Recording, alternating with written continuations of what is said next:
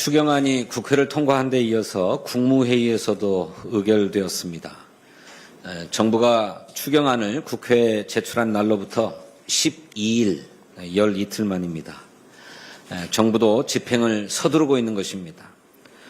소비 활성화의 마중물이 될 민생회복 소비 쿠폰은 오는 7월 21일 1차 지급을 시작으로 2개월 내에 2차 지급을 진행할 예정입니다.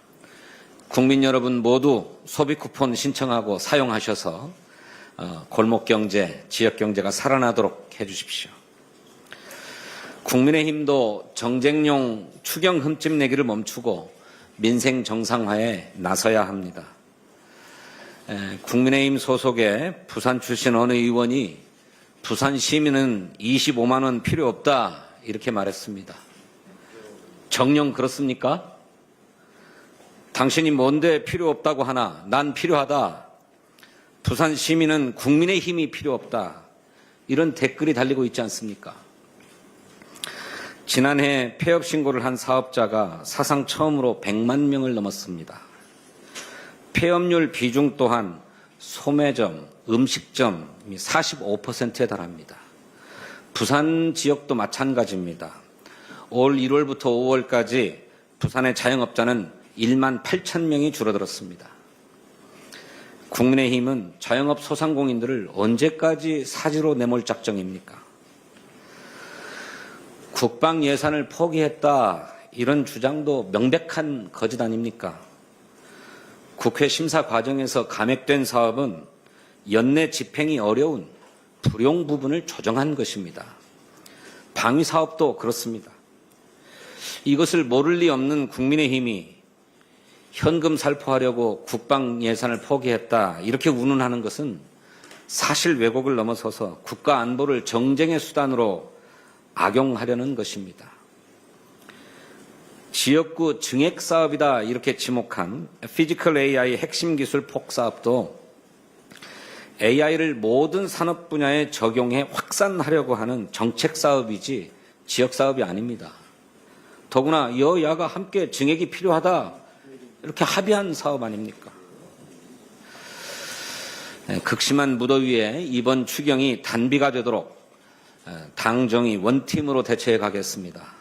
국민의힘도 내부 갈등을 외부의 정쟁으로 덮어보려는 그런 안이한 얄팍함 버려야 합니다. 내란 잔재를 조속히 청산하고 국회 내의 민생 경제 회복 경쟁에 동참하기를 촉구합니다. 어제 국민의힘 신임 정책위원회 의장단과 상견례를 가졌습니다. 국민의힘의 어느 의원과는 다르게 김정재 신임 의장은 민주당의 상징색인 파란색 자켓을 챙겨 입고 오셔서 민생 공통공약 추진에 뜻을 모아주셨습니다. 감사하게 생각합니다. 곧바로 민생 공통공약 추진협의회 가동을 위한 실무협의를 착수하겠습니다. 7월 임시회에서 구체적인 입법 성과로 도출되도록 수시로 협의하고 꼼꼼하게 챙겨가겠습니다. 무엇보다 윤석열 정권의 거부권 행사로 막혀있는 민생의 활로를 뚫는 일이 중요하겠습니다. 상법에 이어서 공영방송의 지배구조를 개선하기 위한 방송 3법이 어제 국회 과방위를 통과했습니다. 방송 3법은 방송을 정권의 손에서 국민의 손으로 넘겨주기 위한 법입니다. 일반 국민 100명 이상으로 구성되는 사장 후보 국민추천위원회에서 사장 후보를 복수로 추천하고 이 사회가 특별 다수결로 그중에 한 사람을 선출해서 임명 제청하도록 하고 있지 않습니까? 여당보다 야당이 오히려 입법에 앞장서야 할 법입니다. 민주당은 집권 여당의 기득권에 연연하지 않고 국민을 위한 입법에 최선을 다하겠습니다. 노란봉투법과 양곡관리법 등 윤석열 정권이 거부했던 법안을 처리하는 것은 민주주의를 회복하고 민생을 되살리는 첫걸음입니다. 앞서 원내대표께서도 말씀하셨습니다만 윤석열 정권이 훼손한 한반도 평화 복원에도 나서겠습니다. 이재명 대통령은 취임 직후 대북 확성기 방송을 중단했습니다. 대북전단 살포도 금지했습니다. 북한도 이에 호응해서 대남 방송을 즉각 중단했고 최근에는 유엔군 사령부에 통지문을 발송하는 등 대화를 향한 의미 있는 움직임도 포착되고 있습니다.